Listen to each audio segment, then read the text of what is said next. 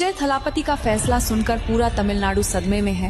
विजय थालापति ने तमिलनाडु में ऐसा विजय थालापति का लड़कियों के लिए ये फैसला सुनकर सीएम विजय थालापति ने हमारे पूरे तमिलनाडु के हिंदुओं एक एक्टर को अगर सीएम बनाओगे ना तो तमिलनाडु के सीएम ने विजय थालापति का फैसला है कि किसी भी मंदिर में फिर से तमिलनाडु के सीएम विजय थालापति का फैसला पूरा तमिलनाडु को हिला के रख दिया। अब ये क्या कर दिया विजय थालापति ने, तमिलनाडु में हिंदुओं के लिए बहुत बड़ी बात। भाई योगी को विजय थालापति से कुछ सीखना चाहिए। विजय थालापति जो सीएम है तमिलनाडु के, तो भाई आप अपने विजय थालापति ने भारतवर्ष का सबसे बड़ा काम किया है ना होगा उसके। भाई विजय थालापति ने हिंदुओं के साथ कांड ही कर दिया। सीएम विजय ने वो ऐतिहासिक काम कर दिया जो आज तक बड़े-बड़े नेता भी नहीं कर पाए। सीएम घर वालों पर बुलडोजर एक्शन भी हो सकता है। देखिए विजय थालापति के पिता क्रिश्चियन। भाई इस बंदे को मुख्यमंत्री किसने बना दिया? ये प्रधानमंत्री से बड़े काम करने लगा है। विजय थालापति ने हाईकोर्ट के अंदर अपील हर स्टेट के हर मुख्यमंत्री की होनी चाहिए। कौन विजय थालापति की इस भाई थालापति विजय ने हिंदुओं के साथ क्या कर दिया? उन्होंने एक ऐसा ऐतिहासिक काम किया, जरूर बताना।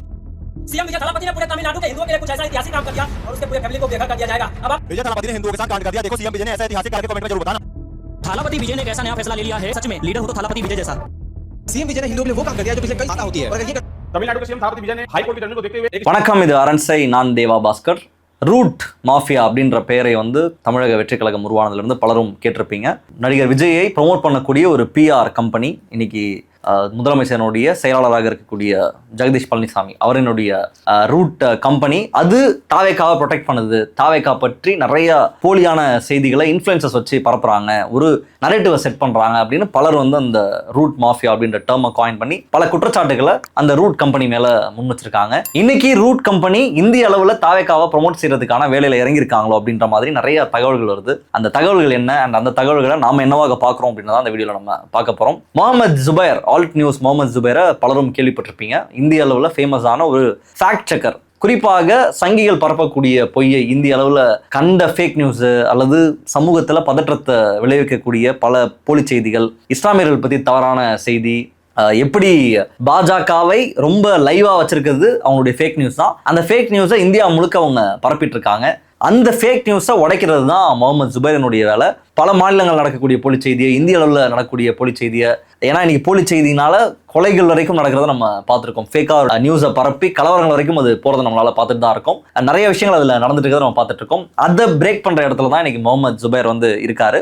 தமிழ்நாடு கடந்த அரசாங்கம் வந்து முகமது ஜுபைருக்கு ஒரு அவார்ட்லாம் ப்ரெசென்ட் பண்ணாங்க. அவர் தமிழ்நாட்டை சேர்ந்தவர், தமிழ்நாடு தான் அவருடைய பூர்வீகம். அவருக்கு ஒரு அவார்டை ப்ரெசென்ட் பண்ணாங்க. அண்ட் அந்த ஆல்ட் நியூஸை ஒரு மக்களினுடைய சப்போர்ட்ல தான் முகமது ஜுபைர் வந்து நடத்திட்டு இருக்காரு. அதனால அவர் உத்தரப்பிரதேச அரசு, யோகி ஆதித்யநாத் அரசு முகமது ஜுபைரை பல ஆண்டுகளுக்கு முன்னாடி அவர் எக்ஸ்தலத்தில் போட்ட பதிவில் இவர் வந்து இந்து மதத்தை இழிவுபடுத்தாருன்ற பேரில் அவரை கைதும் பண்ணாங்க. அந்த அளவுக்கு ஃபேக்ட் செக்கிங்கை, ஃபேக் நியூஸை உடைக்கக்கூடிய வேலையை முகமது ஜுபைர் வந்து பண்ணிட்டு இருக்காரு. அந்த ஜுபைர் வந்து சில வீடியோஸ் வந்து போட்டிருந்தாரு, ஒரு ஃபேக் நியூஸை போட்டிருந்தாரு. அந்த ஃபேக் நியூஸ் என்ன, ஃபேக் நரேட்டிவ் என்ன அப்படின்னா, நம்மளுடைய தமிழ்நாட்டினுடைய முதலமைச்சர் விஜய் அவர்களை பற்றி நிறைய ஃபாலோவர்ஸ் இருக்கக்கூடிய இன்ஃப்ளூயன்சர்ஸ், குறிப்பாக ஹிந்தி பேசக்கூடிய ஹிந்தி மாநிலங்களில் செல்வாக்கு இருக்கக்கூடிய இன்ஃப்ளூயன்சர்ஸ் தாவேக்கா பற்றியும் தமிழ்நாடு பற்றியும் விஜய் அவர்களினுடைய ஆட்சி பற்றியும் பயங்கரமா புகழ்ந்து அல்லது விஜயை வந்து ஒரு லைம் லைட்ல வச்சிருக்கக்கூடிய பல செய்திகளை தொடர்ச்சியா பரப்பிட்டே இருக்காங்க. குறிப்பாக விஜய் அவர்கள் வந்து பெட்ரோல் டீசல் விலை ஒன்றிய அரசு வந்து உயர்த்தினப்போ விஜய் அவர்கள் அதெல்லாம் முடியவே முடியாது,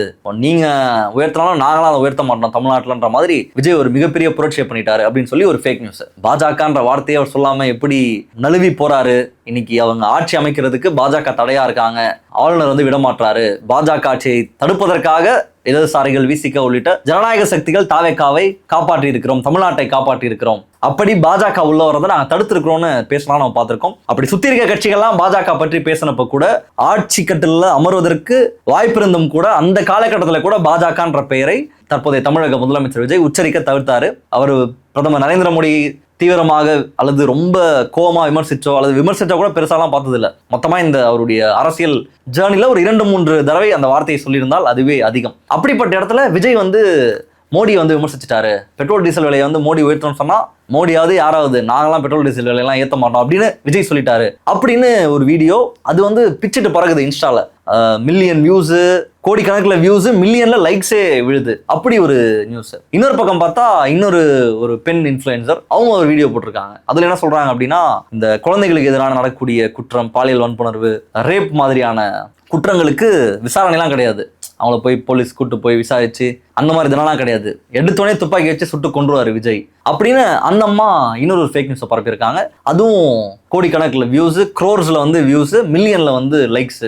யாருப்பா இவரு அப்படின்னு சொல்லி அப்படி ஒரு வீடியோ. இந்த மாதிரி நிறைய வீடியோ. ஒரு வீடியோவில் கவு ஸ்லாட்டரை வந்து பேன் பண்ணணும்னு சொல்லி வழக்குக்கு போயிட்டாரு அப்படின்னு சொல்லி அப்படி ஒரு ஃபேக் நியூஸை பரப்பி இன்னொரு இன்ஃப்ளூயன்சர், இப்படி நிறைய இன்ஃப்ளூயன்சர்ஸ் நிறைய செய்திகளை குறிப்பாக தமிழ்நாடு பற்றியும் தமிழ்நாட்டில் நடக்கக்கூடிய ஆட்சி பற்றியும் தமிழக முதலமைச்சர் விஜய் பற்றியும் ஒரு அதீத பொய்யான கருத்துக்களை, அது அப்படி நடக்கவே இல்லை, அப்படி ஒரு சீன்லயே இல்லாத ஒரு விஷயத்தை அவர் செஞ்சுட்டாருன்னு சொல்லி பயங்கரமா பரப்பிட்டு இருக்காங்க. அது அங்க இருக்கக்கூடிய ஆடியன்ஸ்க்கும் போய் பயங்கரமா ரீச் ஆகுது. அந்த வேலையை திட்டமிட்டு யாரோ பண்றாங்கன்றது நம்மளால உறுதியா சொல்ல முடியுது. அதாவது அந்த ஒரே பேட்டர்ன் இருக்கும்ல. ஃபார் எக்ஸாம்பிள், ஒரு ஆடியோவே ரிலீஸ் ஆச்சு இந்த விஜய் அவர்களுடைய அந்த அரசியல் பயணத்தின் பொழுது. இந்த ஒரு ஒரு ஒரு ஸ்கிரிப்டை கொடுத்து ஒரு பிஆர் கம்பெனி ரூட்டுன்னு தான் அதை குற்றச்சாட்டை முன் வச்சாங்க. அந்த பிஆர் கம்பெனி வேலை செய்கிறாங்க, ஒரு ஸ்கிரிப்டை கொடுத்து இன்ஃப்ளூயன்சர்ஸை பேச வைக்கிறாங்க, எல்லா இன்ஃப்ளூயன்சர்ஸும் ஒரே மாதிரி பேசுகிறாங்க அப்படின்னு சொல்லி இன்னைக்கு இன்ஃபேக்ட் இந்த இன்ஃப்ளூயன்சர் மார்க்கெட்டிங்ன்றது வேற இடத்துக்கு போயிடுச்சு. பல பிஆர் கம்பெனிஸ், பல தனி நபர்கள், பல நபர்கள் வந்து எல்லாத்தையுமே பண்ணுறாங்க. இன்னைக்கு வந்து ஒரு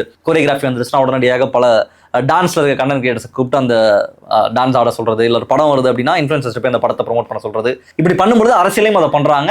அதை ரொம்ப வைட் ஸ்ப்ரெட்டா கொண்டு போய் சேர்த்தது தாவேகா அப்படின்னு நம்ம சொல்லலாம். அப்படி பலர் ஒரே பேட்டர்னா ஒரே மாதிரி பேசிட்டு இருந்தாங்க.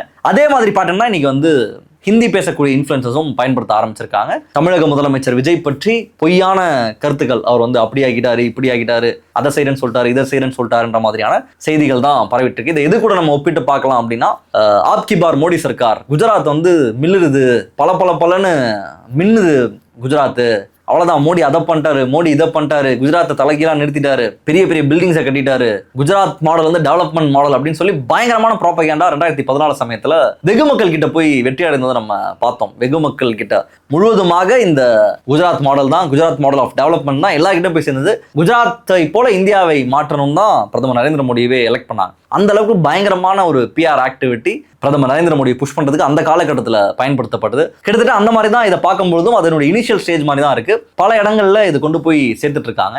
இது எதுக்கு நடக்குது அப்படின்ற கேள்விதான் இங்க ஒரு மிகப்பெரிய சந்தேகத்தை எழுப்புது. எதுக்காக இந்த மார்க்கெட்டிங் நடக்குது, எதுக்காக இந்த பிஆர் இன்ஃப்ளூயன்ஸ் அப்படின்றது நடக்குது, எதனால இன்ஃப்ளூயன்சஸ் வச்சு இப்படியான கருத்தை வந்து பரப்புறாங்க, விஜய் அவர்கள் குறித்த கருத்தை வட இந்தியர்கள் கிட்ட ஏன் பரப்பணும் அப்படின்ற கேள்விதான் மிகப்பெரிய சந்தேகத்தை எழுப்புது. அந்த சந்தேகத்தை இன்னும் வலுப்பெற செய்வது என்ன அப்படின்னா இன்னொரு விஷயம். அது என்ன அப்படின்னா, விஜய் அவர்களுடைய பெயர்.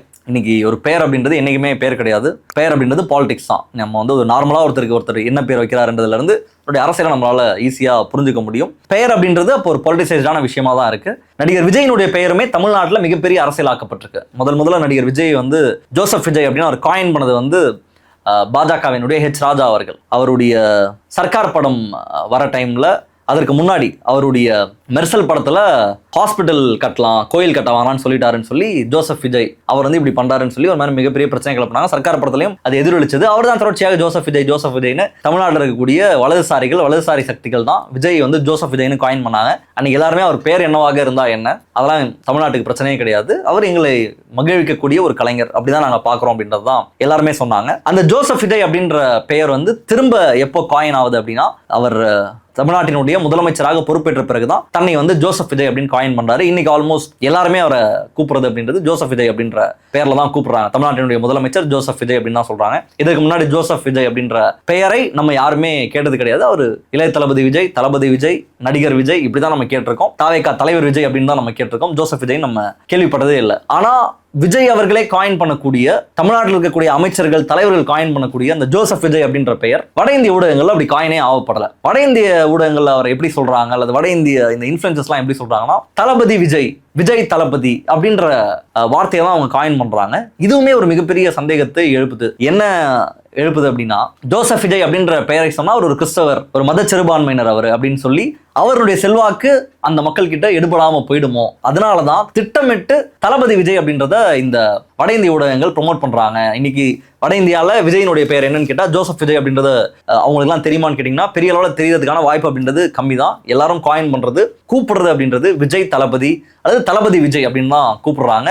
இது திரும்பவும் இன்னொரு சந்தேகத்தை எழுப்புது, யாரை மகிழ்விப்பதற்கு. ஏன்னா விஜயே பேரை வந்து ஜோசப் விஜய்னு சொல்றாரு, அவர் அப்படிதான் காயின் பண்றாரு. இன்னைக்கு எல்லாருமே அதை ரிசம்பிள் பண்ண ஆரம்பிச்சிட்டாங்க, ரெப்ளிகேட்டும் பண்ண ஆரம்பிச்சிட்டாங்க. விஜய் சொல்றத எல்லாருமே ஜோசப் விஜய்னு கூப்பிட ஆரம்பிச்சிட்டாங்க. அப்படி இருக்கும் பட்சத்துல ஏன் ஜோசப் விஜய்னு அவரே காயின் பண்ண அந்த பெயரை ஏன் சொல்லாம இருக்காங்க அப்படின்ற அந்த கேள்வியும் எழுது. இதே டைம்ல பேரலா தமிழ்நாட்டில் ஆளும் கட்சி அதனுடைய பிரதிநிதியாக தமிழ்நாட்டினுடைய முதலமைச்சர் விஜய் இருக்காரு. இங்கே எதிர்க்கட்சி அதனுடைய பிரதிநிதியாக அந்த கட்சியின் எதிர்க்கட்சி தலைவராக உதயநிதி ஸ்டாலின் உட்கார்ந்துருக்காரு. உதயநிதி ஸ்டாலின் வந்து எப்படி காயின் செய்யப்படுறாரு வட இந்திய ஊடகங்கள் அப்படின்னு பார்த்தீங்கன்னா அவங்க ஸ்டாலின் ஜூனியர் அப்படின்னு காயின் பண்றாங்க. இப்போ உதயநிதி அப்படின்றது அவருடைய பேர், ஸ்டாலின்றது அவங்களுடைய அப்பா பேர். உதயநிதி ஸ்டாலின் நம்ம எல்லாருமே சொல்றோம், செல்லமா தமிழ்நாட்டில் உதயன்னு சொல்றாங்க, இப்படிலாம் அவருடைய பேரை வந்து சொல்றாங்க. ஆனா அங்க குறிப்பிட்டு சொல்லும் பொழுது ஸ்டாலின் ஜூனியர் அப்படின்றது தான் அவங்க காயின் பண்ணக்கூடிய விஷயமாக இருக்கு. உதயநிதி அப்படின்ற பெயர் வந்து எங்கேயுமே வரல. உதயநிதி ஸ்டாலின் சனாதன தர்மத்தை எதிர்த்தப்போ இந்தியா முழுக்க அவருக்கு எதிராக மிகப்பெரிய கண்டனங்கள் வந்தது. அவரை தலையை சீவணும்னு பல சாமியார்கள்லாம் சொன்னாங்க. இந்தியா முழுக்க மிகப்பெரிய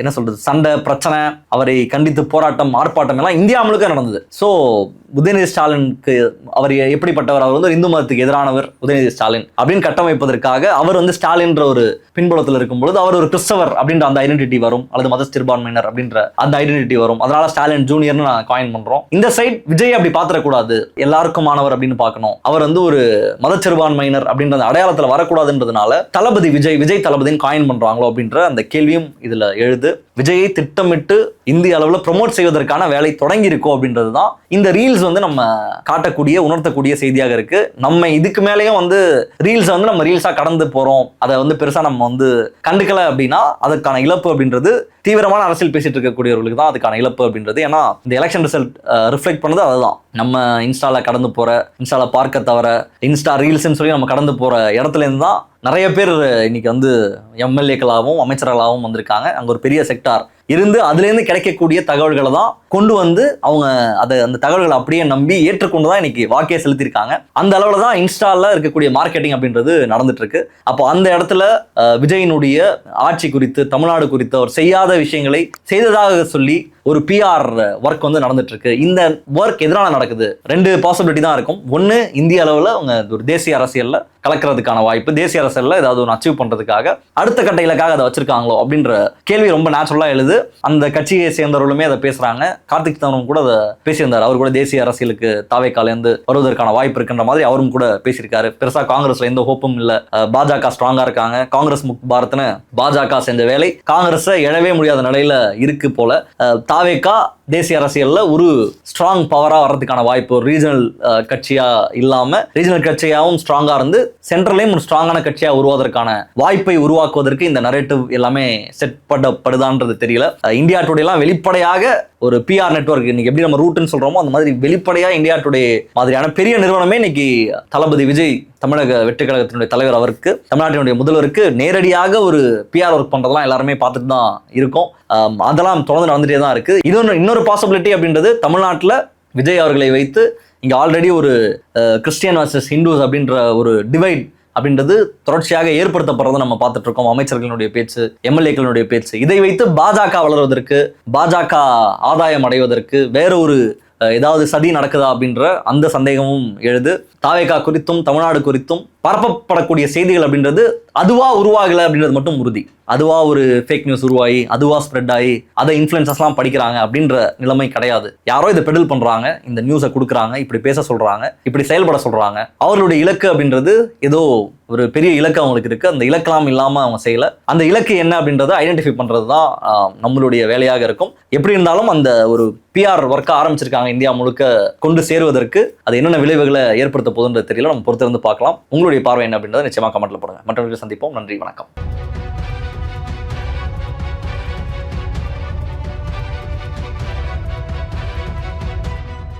அரண்சை நண்பர்களுக்கு வணக்கம்.